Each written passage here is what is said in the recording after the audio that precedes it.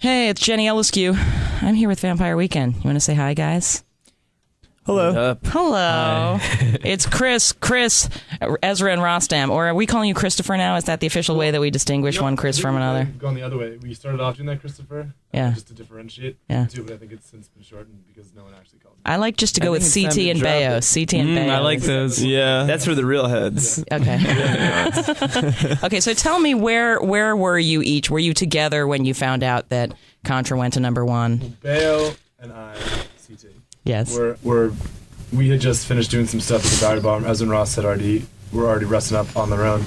And a guy from XL, Chris Chen, came up and he just got in a call and that said we were number one. And I believe we shared a group hug, maybe a high five or two. Yeah, we were panting heavily. It was very exciting. High fives will get you hot and bothered real quick, though. Exactly. But by the time that you had this announcement, you probably already were inclined to think that this might happen. Certainly, you know, an artist knows ahead of time how many albums the label sends out to the stores and all that kind of stuff. So certainly by the time you got the news, it couldn't have been a surprise. But looking back to, a few years ago when, at least when I first met you guys, if someone had told you that someday very soon you would have an album debut at number one, what would your reaction have been? Well, I could say, I don't know. It's hard to say. I think this is what, to speak from my own perspective, this is what I knew I wanted to be doing since I was very young.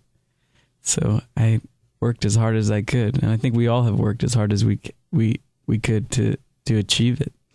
Yeah. And I don't mean achieve a number one album. That was never a goal, but just to make music. Yeah, it is quite literally unprecedented that an album like this, i.e., I'm sure you've heard all the stats now, i.e., a truly independent release, never before released on a major label, on a British independently, on various levels. It's unprecedented. And because all the other independent number ones, and no offense to somebody with a number one, but some of the other ones, which is great that they're on independent labels, but some of the last one was Pearl Jam.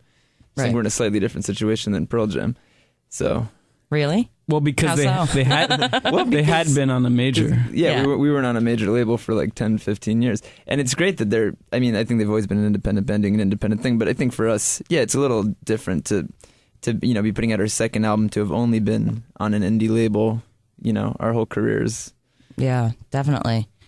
This is Jenny. You're listening to SiriusXMU. We're hanging out with Vampire Weekend this afternoon and every afternoon this week. We're going to come back and talk some more about their new album, Contra, and the changing landscape of the pop charts, which is a good thing, in my humble opinion.